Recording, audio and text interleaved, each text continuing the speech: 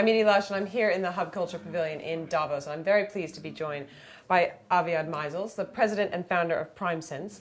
Tell me about PrimeSense and why you're here. Sure. So PrimeSense was chosen to be a technology pioneer, and what we do is we're basically giving machine the ability to see and understand reality in somewhat like we do.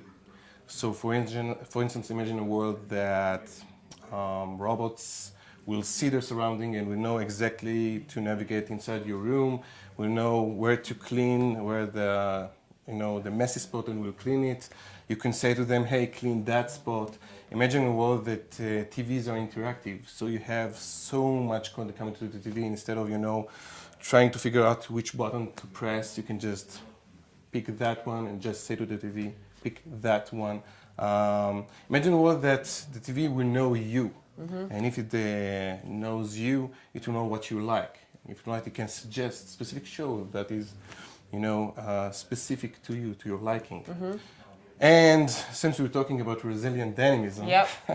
So let's go from the consumer a little bit to something else, to a more, let's say, elderly demographic. So imagine a world that my grandmother will not fear to fall in her house without anybody looking after her, when there is a very simple sensor that will detect very quickly if she fell. And if she fell, it can call the authorities.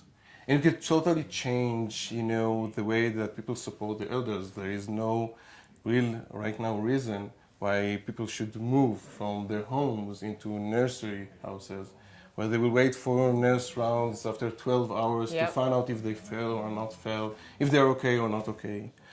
And it will actually lift up the burden of supporting so you have some technology that can look at that, can see. Exactly, it sees the way we do, it sees topographically, it sees in topographic kind of like 3D, it sees in color if needed. And with that, it's very simple for regular PCs, computational devices, to understand where they are and how to interact. And so, how are you saving money? How much money would you save, for example, do you estimate for a government or for a family to have this simple piece of technology around? So moving again, it's difficult to calculate, but right.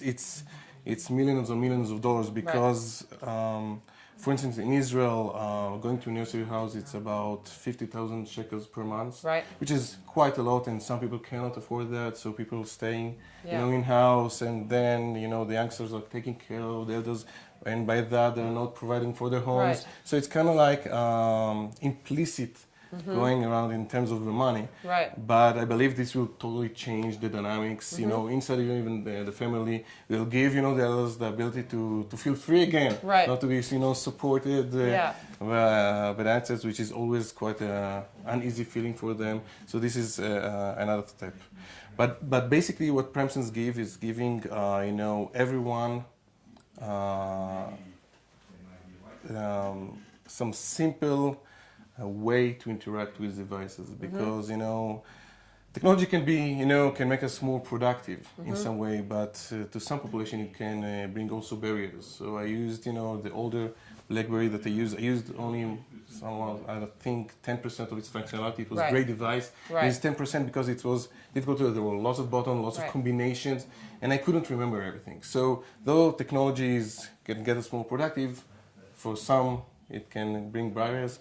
What we want to make, at least when machines will see and interact with us the way we would like them to, is basically to lift these barriers.